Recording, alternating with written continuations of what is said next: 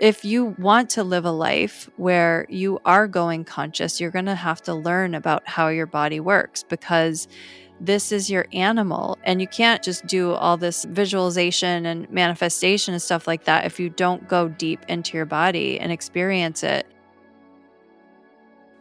Heather is a board-certified Ayurvedic practitioner and a practical leader with a unique blend of experience as a complementary alternative healthcare provider who has also spent considerable time transforming the way companies and health insurers empower their people.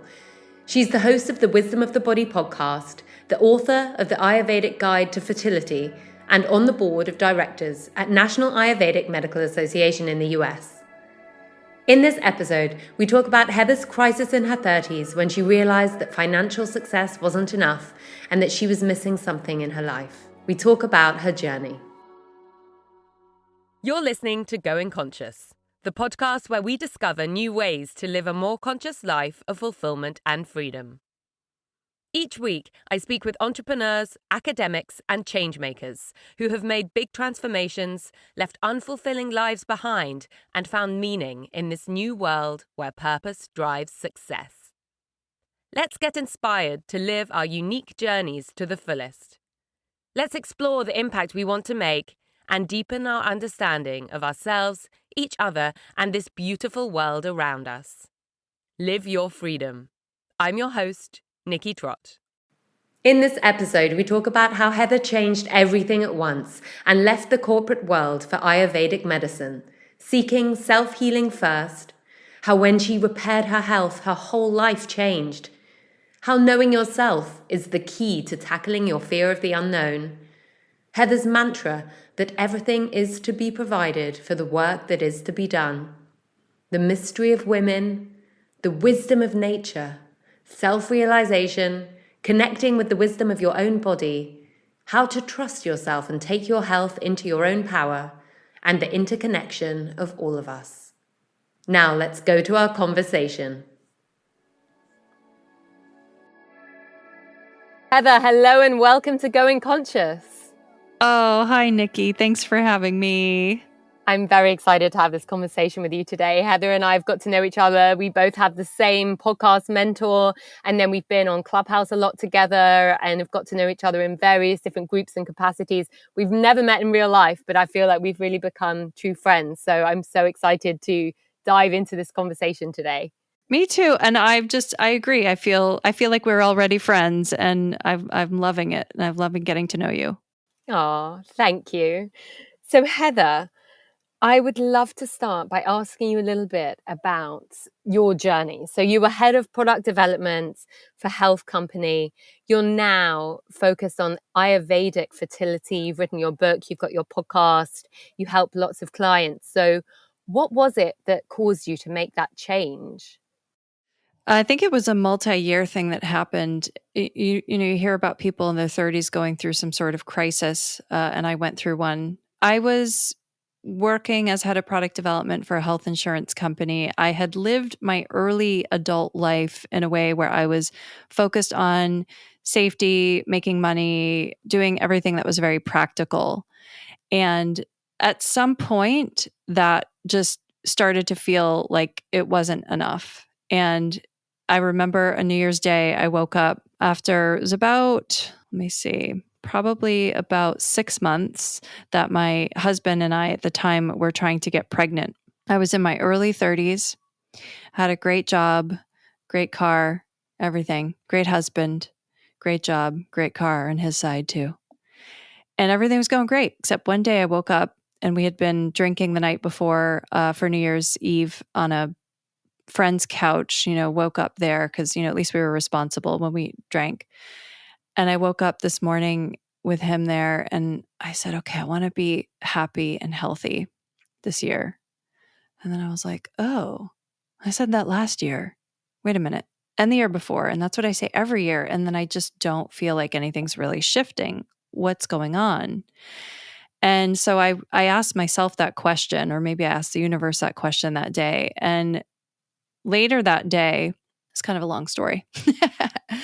Later that day, because I was at my friend's house, I watched my friend in her garden, And she had lettuce and a bunch of different plants that were planted there. And the way that she just looked at the lettuce, she bent down and she was just looking at the leaves of the lettuce with 100% of her attention and what looked like love and care, perhaps.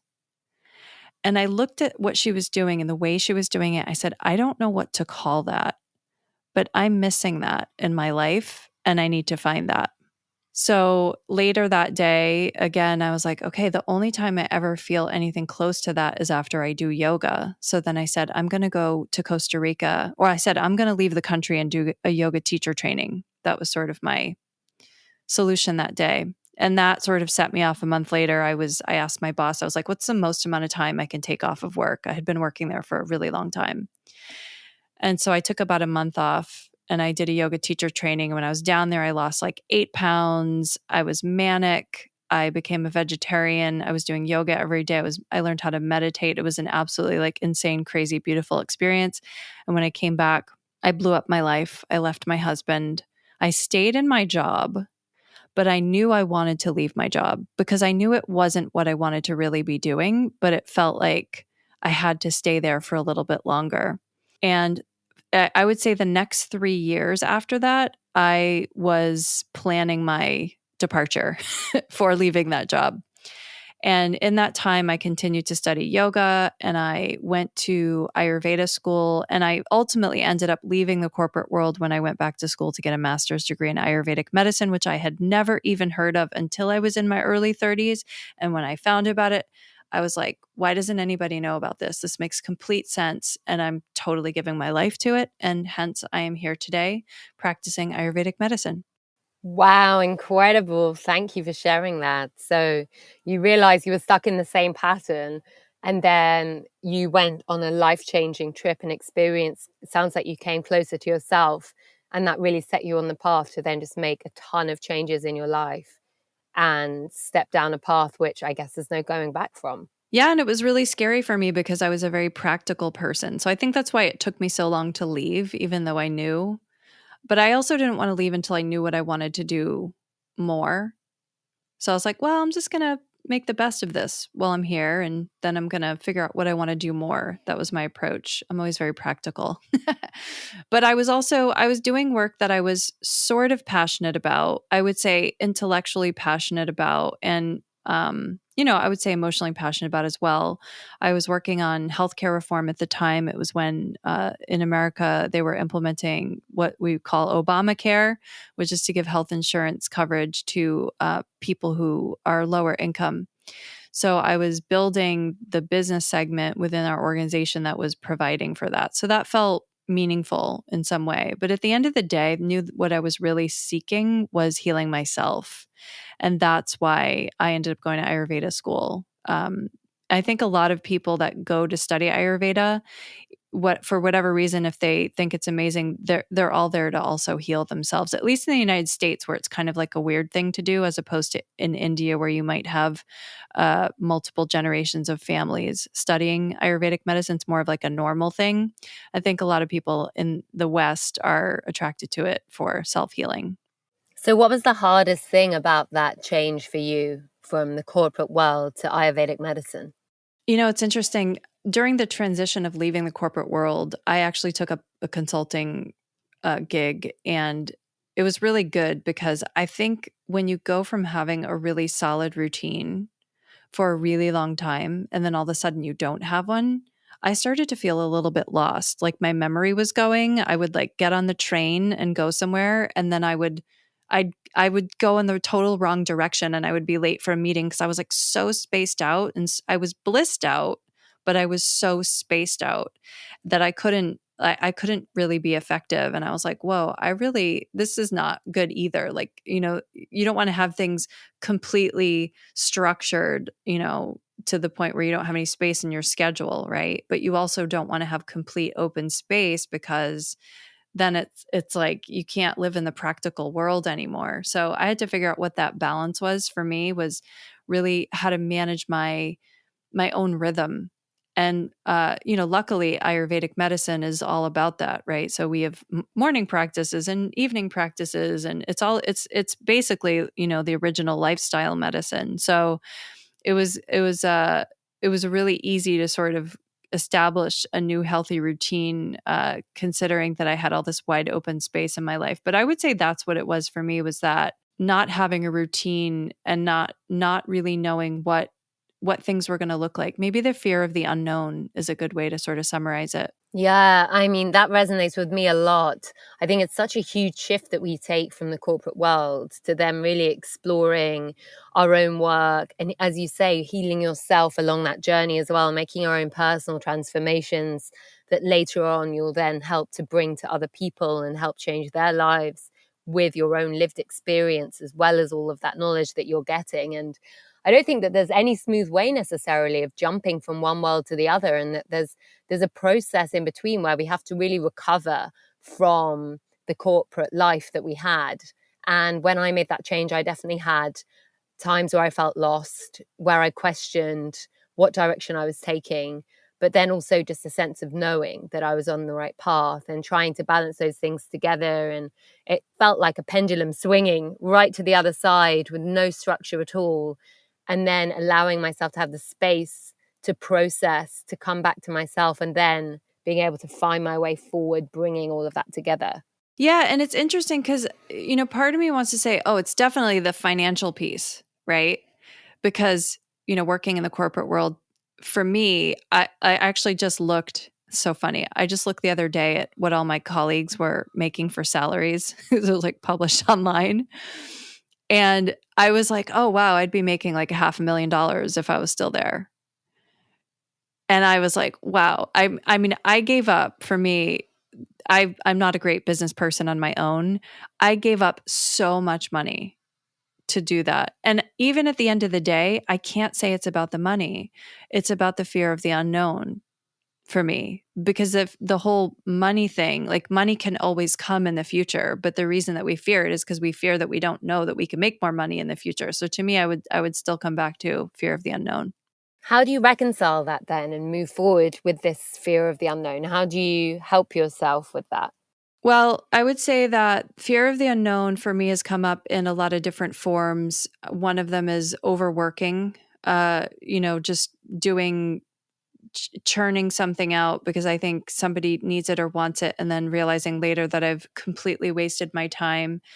So that's, maybe when I get that fear of the unknown, to, I guess, ease up on that pattern, I have a mantra that I've developed for myself that, I don't know, maybe it was about 5 years ago or 6 years ago that I came up with it, which is, everything I need will be provided for the work that is to be done.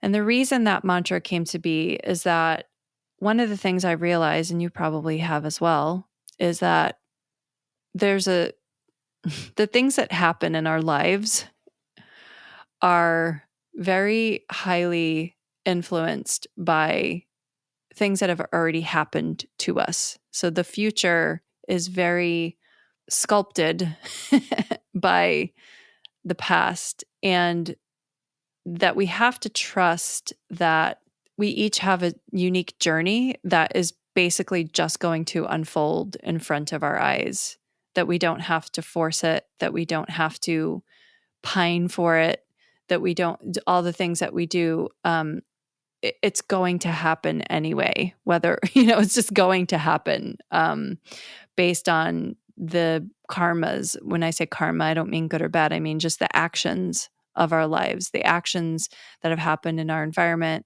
our actions ourselves, that everything is sort of lined up to create a path there. And that's trust. To me, that gives me a great sense of trust that happens. And I can get in more of a, I guess, magical state of, it also feels like I'm being gifted something. I'm like, oh, I didn't do this. I just got this gift. But the gift is from maybe even something that I suffered from in the past, which is mind-boggling and beautiful.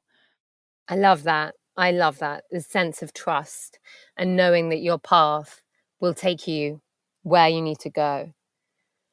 And how did you then end up where you are now, focusing on fertility? Well, when I was in Ayurveda school, I was in the years where I was freaking out about not having a kid yet.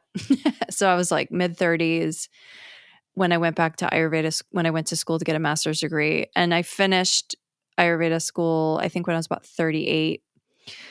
And in that time, because I had, tried to get pregnant in my early 30s with my ex-husband. And then, we ended up getting divorced. And I didn't try to get pregnant with anybody, even though I had some relationships after that.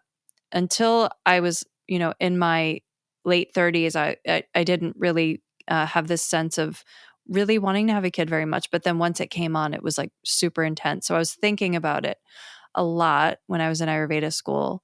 And also, I had some irregular menstrual cycle stuff that I was dealing with that I worked with a healer on. So I worked with a Ayurvedic physician out of Kathmandu who used to come and visit us in California. She was one of my teachers in Ayurveda school. So I would meet with her only like once a year, but she helped me heal my menstrual cycles. And then after Ayurveda school, because people who've heard about Ayurveda in the US, a large portion of them are people who are into yoga because it's, a medicine from India, and a lot of people who do yoga learn about it that way. So I was practicing out of a yoga studio, and who goes to yoga studios? It was mostly women. So I started working with mostly women, and I realized, oh my God, everybody has a problem with their menstrual cycle. It wasn't just me. And even, it's like any woman, even if she didn't have a problem with her menstrual cycle, she didn't really have a great relationship with it. She didn't love it. She thought it was a burden, got in the way of life. People are taking birth control pills to stop it so they could go and have sex whenever they want, or never get a period, never have to deal with it. There's all kinds of things that people do to avoid their period, to not feel their period, to not feel health issues, and then take a pill to sort of, get rid of acne on their skin and things like that. So I was started to become fascinated with that disconnect that so many women, including me, was trying to reconnect with, that reproductive area, not just to have children, but just to make sure it was like functioning well. So yeah. So that's how you then started working with women and helping them to become more connected with their menstrual cycle and understand that their menstrual cycle is a signal for their health as well. Can you tell us a bit more about that, and what the menstrual cycle really means, and how connecting with it can change our lives? Exactly. Yeah. I mean, I'm not what you call a fertility awareness educator, which is, like a whole detailed discipline of, people who will help women with that. But I look at, and actually there's a great book by Lisa Hendrickson Jack called The Fifth Vital Sign. And I view it as a vital sign. I think there's a lot more vital signs that we have that we don't look at. And so that in Ayurvedic medicine, the menstrual cycle is an indicator of your overall health. And it's not to say that if your menstrual cycle is screwed up, the rest of your body is screwed up, or if your menstrual cycle is good, the rest of your body is good. It's not as easy as that. But for example, like if a woman doesn't eat enough food, we know that she's not going to get a period because the resources are needing to be used somewhere else, of course.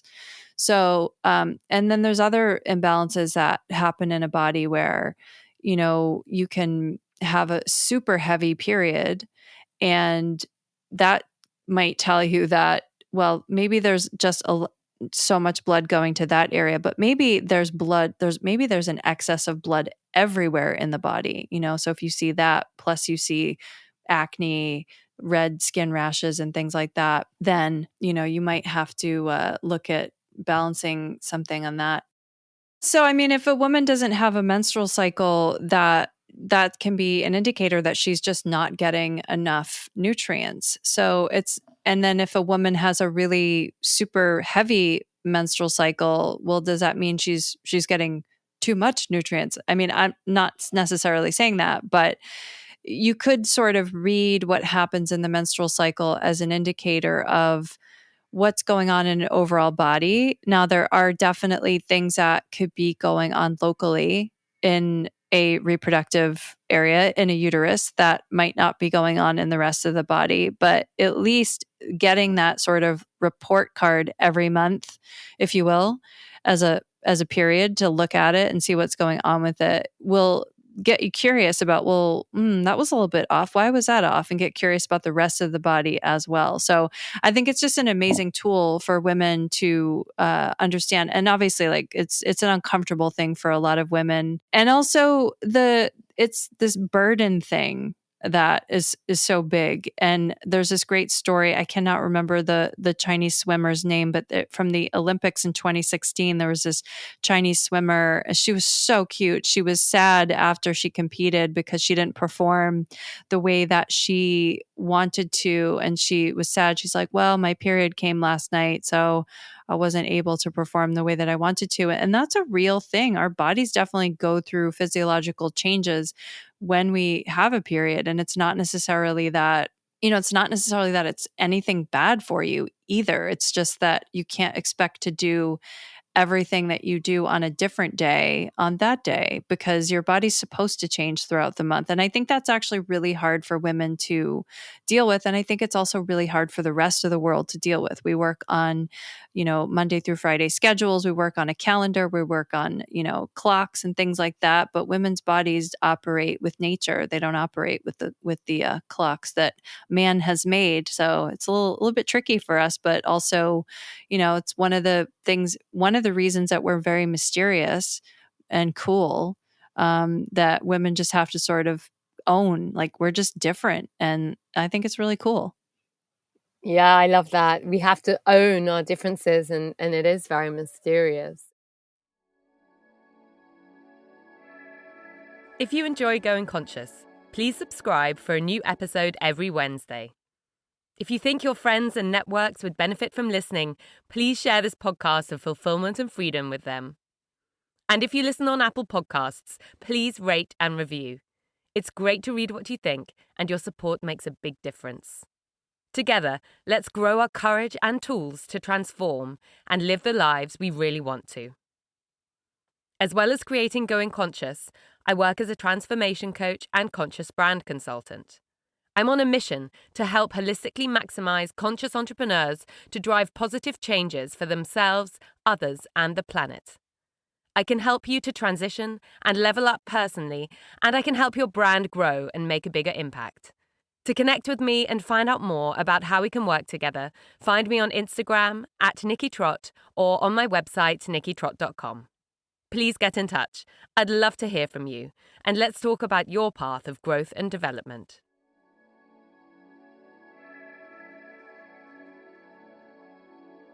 And so can you share a little bit about how this journey that you've been on into Ayurvedic medicine and fertility then impacted your own life and your own fertility journey?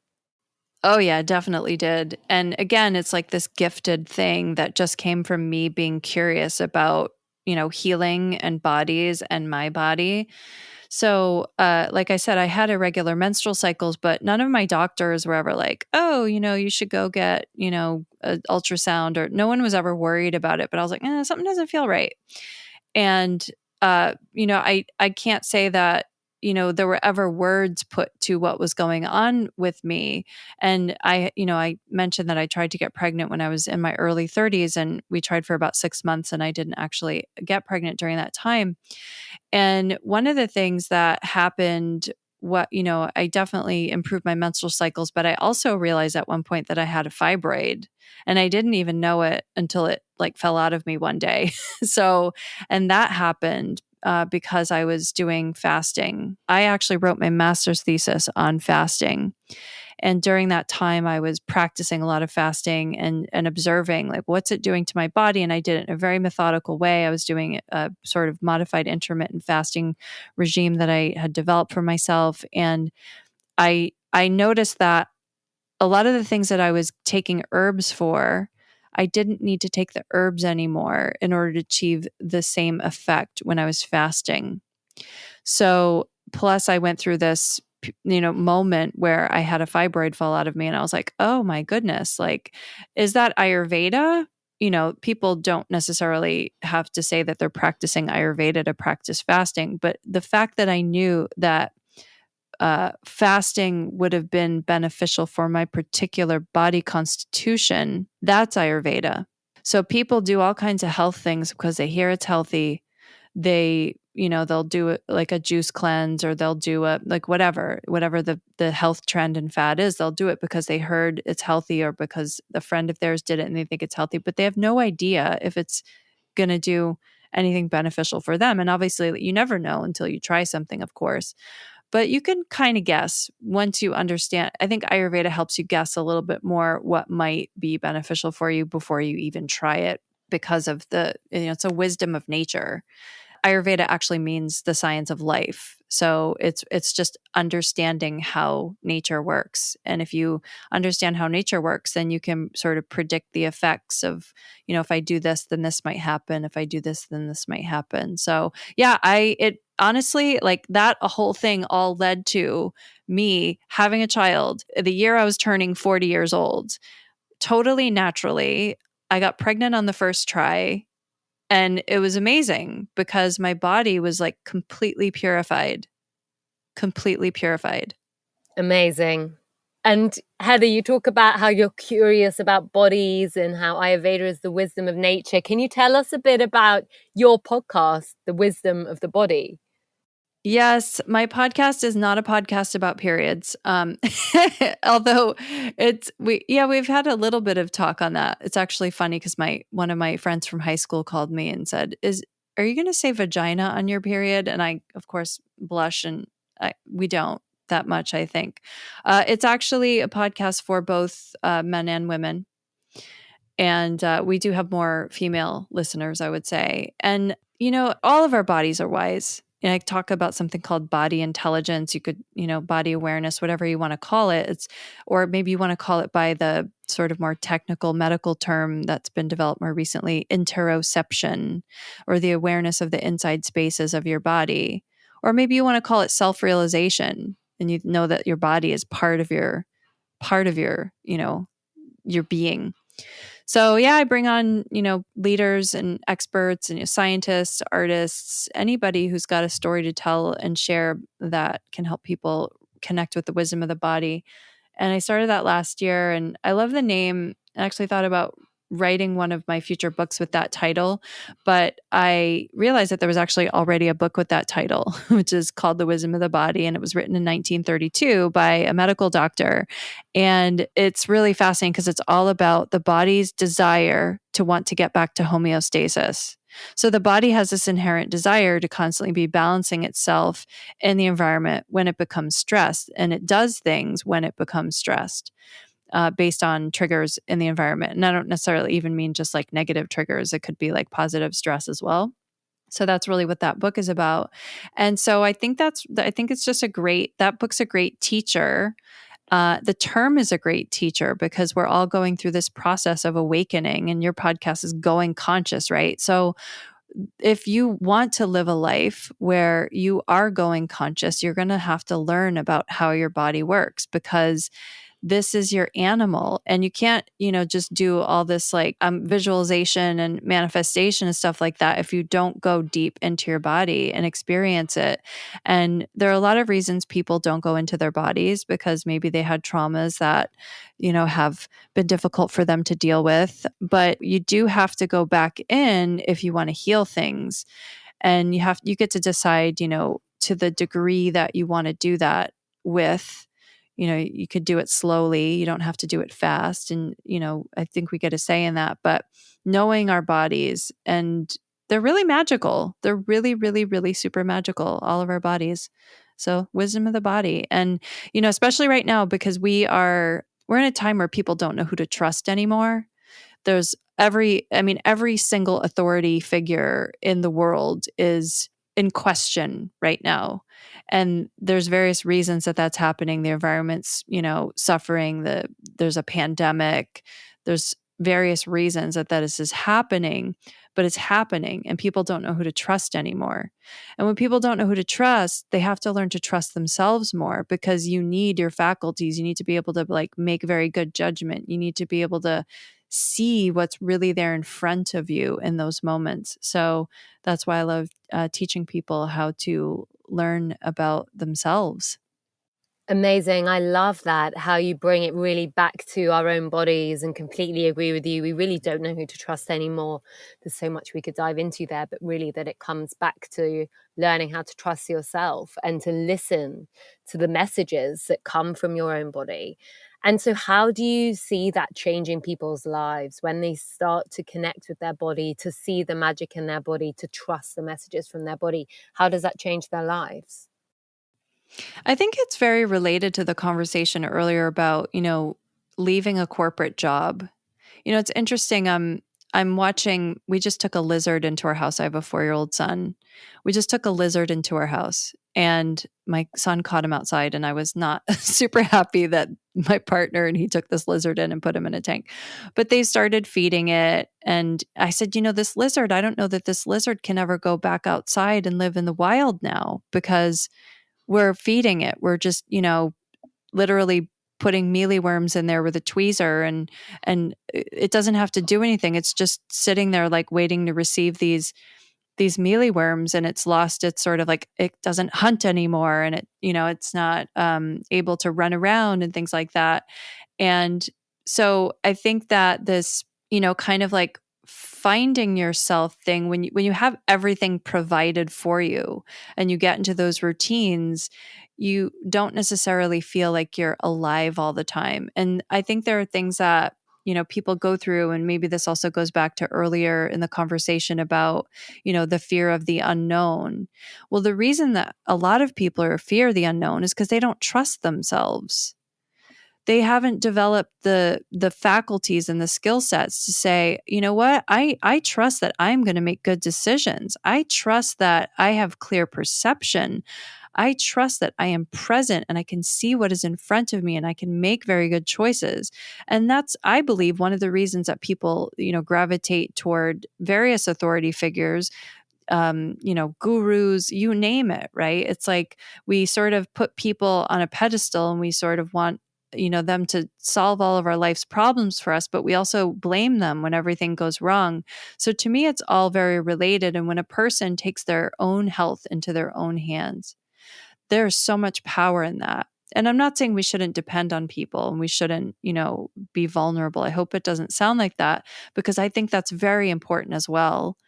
But I think we also have to have this piece of, I just know myself and I trust myself, and it's very powerful. I'm not going to just grasp for solutions. I'm not going to cling to people because I'm afraid I can't handle something on my own. And that's, from a medical perspective, I would say, pharmaceutical usage is a big thing, that people grasp to. And we use, drugs as well in Ayurvedic medicine. We use, herbs as drugs. So it's not like we're not using drugs as well, but I would say it's a little bit more of like a sort of handshake approach, as opposed to, just carrying somebody, walking with somebody holding their hand, as opposed to like carrying somebody across the street. I love how you talk about this sense of people fearing the unknown because they don't trust themselves. And when we trust ourselves, then we're really able to feel alive and to make decisions and to take our life into our own hands and our health into our own hands. And I do feel that as a society, we are really disempowered when it comes to health, and that we've somehow given our sense of connection with health away, and that we go and are told what to do with our bodies, and that we don't feel that we have any wisdom within ourselves. Yeah, and I think it's challenging because I know people go through all these really super transformative experiences. And then I think the reason that, for example, me going to Costa Rica, doing this yoga teacher training, losing 8 pounds, meditating every day was amazing, helped me transform my life, but it wasn't enough. There were these practices that I had to build after that were like reinforcements of like, no, life has to be a different way. And these are the things I have to put in place in order for me to go down this new path and for there to be some integrity around it. So I think that's where Ayurveda came in for me, was the sort of lifestyle development piece from a health perspective. And obviously, like, as I was improving my health, my whole life changed. And meditating does not hurt. Meditating every day. I meditated every day for 6 years before I had a kid. I don't have time to do it now. but pretty amazing rewiring stuff that happens there. Yeah, absolutely. I'm a huge fan of meditation as well. And Heather, I want to ask you to tell us about something which you told me, which blew my mind, about how this is very, very specific, but I just think it's so cool and fascinating about how when a mother has a child, they actually exchange DNA, and the mother keeps part of the child's DNA and the child is born with part of the mother's DNA. Can you tell us a bit about that? Because I think that's probably something a lot of other people don't know about either. Yeah, totally. So it's actually even more than DNA. There's this term called microchimerism, which, if you're familiar with the chimera from, I believe it was ancient Greece, that a chimera is a organism creature. So it might have like a eagle and a lion, or just different body parts, like the head of a lion and the feet of talons of an eagle or something. So it's a sort of like mixed organism. And what happens when you're pregnant with a child, you're sharing the same bloodstream. There's a placenta that sort of has a role in that. But what happens is there's a cellular exchange, not just a DNA exchange, right? Because we know there's a chromosomal thing that happens, exchange from the parents to the child as well. But the mother's cells go into the baby through the blood, and the baby's cells go into the mother through the blood. Now you have like red blood cells, you have stem cells, you have all kinds of little cells that are in the fluids of your body, right? You also have cell-free DNA. So there definitely is an exchange of DNA as well. And this exchange happens when it's in utero, when the baby's in utero, and the cells can take up residency on an organ. Like, say you have a stem cell that's been transferred. Oh, well, that stem cell can then become a heart cell or a lung cell or something like that in the body and live in that other person's body for decades. It's amazing. It's called microchimerism. I heard about it actually before I had a child. It kind of freaked me out when I first heard about it, because I was like, oh my God, does that mean that all my ex-boyfriends are living in me? It kind of freaked me out. Because it is possible to have other people's cells live in your body as well. It's less. I mean, the most common form of this is maternal fetal. And it means that it's not just happening to women. It means that anybody who's ever had a mother has the mother's cells in them.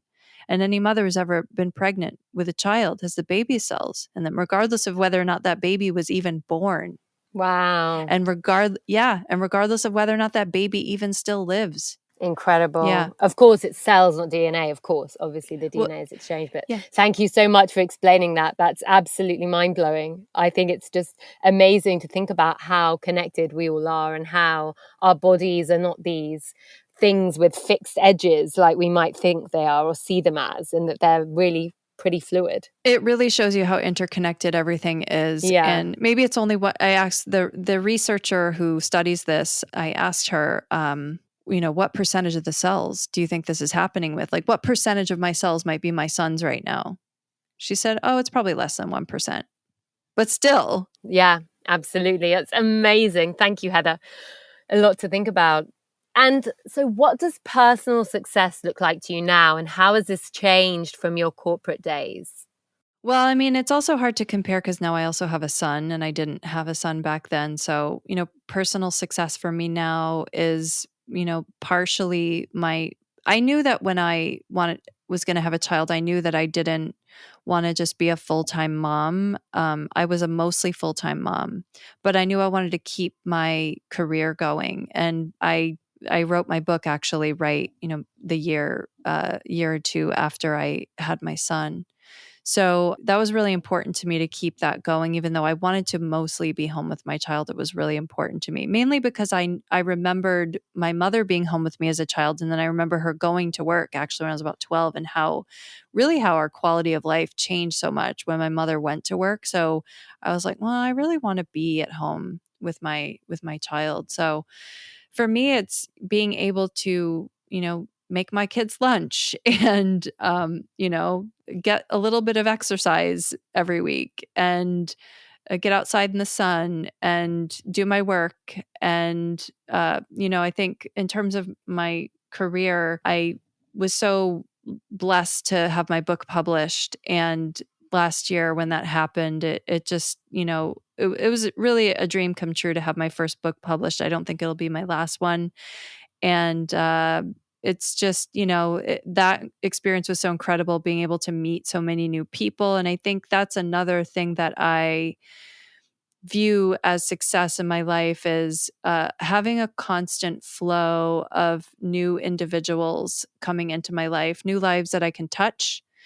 And so I would say it's, certainly, you know, I know we've talked about, profit and purpose and things like that. And I'm very heavily oriented toward purpose, maybe to the detriment of profit sometimes.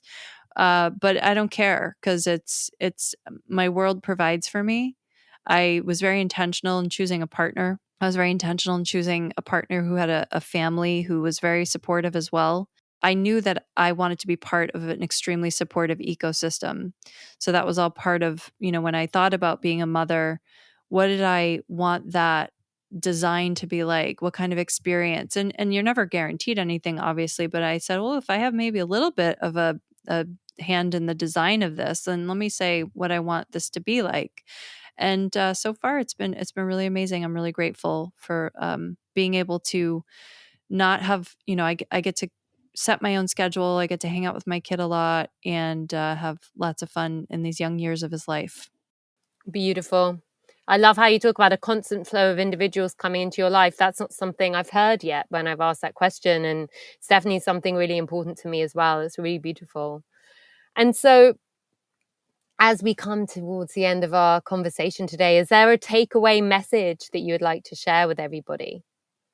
Yeah, I think knowing yourself is the doorway to getting rid of your fear of the unknown and trusting yourself. And when you trust yourself, you're also going to trust the universe more, that they come together. Beautiful. Thank you so much. And I normally ask my guests to recommend a book, but I'd love for you to tell us about your own book. What's the title and where can we find good. it? I actually have another book too, if you want, because I was like, I can't come and talk about it. Okay, you can do both. You can do both. I knew you wouldn't recommend your own one, but yeah. Well, the first book I was going to recommend, in addition to mine, is this book named called Woman: Intimate Geography, and it's going to break all of your stereotypes about what you think a woman is, which is very handy because when all of your stereotypes are broken, you can just be you. It's a very long book. It's written by an amazing woman named Natalie Angier. She's a science writer, I believe, for the New York Times. This book is about 20 years old. It's beautifully written. Her writing style is so gorgeous. I recommend that book. And then my book, The Ayurvedic Guide to Fertility, is about a natural approach to getting pregnant. It's about how to prepare mind, body, spirit, environment, and partner for the conception of a child. Not just to conceive a child, but to do it in a way that you produce high quality tissues in a body and that you have a really beautiful experience being a mother down the road. So my book is available on Amazon, Barnes & Noble, pretty much most places where books are sold. And you can also find it on my website, which is heathergrish.com. That's Heather, GRZYCH.com. amazing. So Heather, last question. Please, can you let us know where our listeners can find you and your podcast online? Yeah, so you can find me at heathergrish.com, which I just mentioned. You can find my book there. And you can also check me out on Instagram at Heather Grish. That's Heather, GRZYCH. And I'm really, as Nikki is as well, we're both pretty active on Clubhouse and love to connect there as well. Amazing. Thank you so much. It's been such a pleasure speaking to you today, Heather. Yay, Nikki. I'm so glad that we were able to connect like this, and I look forward to speaking with you again. Me too. Thank you so much. Have a great day. Okay, bye. I hope you enjoyed this episode with the wonderful Heather. I loved hearing about how she changed everything at once in her life. She had a realization which she couldn't ignore, and it changed her life forever.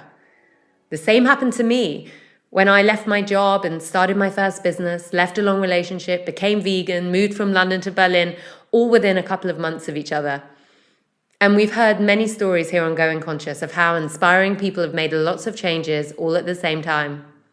Sometimes we think about our lives in compartments: work, relationships, health, home, travel, and so on. But we are the one constantly evolving creature going through all of these experiences. And when we look at our lives more holistically, we spot the patterns that run across these so-called categories. And we see that the changes that we want to make in our life will affect everything. And once we start making changes, we realize they are nowhere near as intimidating as they might have seemed. And the next one is far easier. It's through experiencing change and uncertainty that we really can grow, build our trust with ourselves, and get to know ourselves more deeply. As Heather said, knowing ourselves is the key to tackling your fear of the unknown. I also loved hearing about how interconnected we are with our mothers, how interconnected we all are. So many different perspectives and wisdoms and sources of knowledge all lead us in their own way to understanding that we are far more connected than we might think. And when we start to realize this and understand it more and more deeply, we start to experience that hurting others and hurting our planet is in fact hurting ourselves.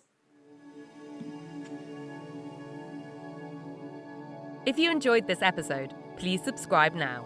And if you're on Apple Podcasts, please leave a 5-star rating and short review. If you think people you know might benefit from listening to Going Conscious, please share it with them. I know I get much of my inspiration from podcasts which are shared with me.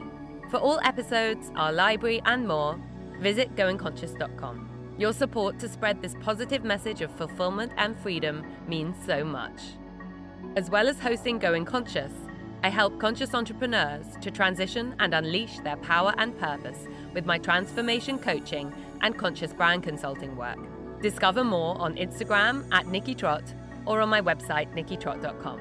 I'd love to hear from you and to talk about your goals, questions, or how we can work together.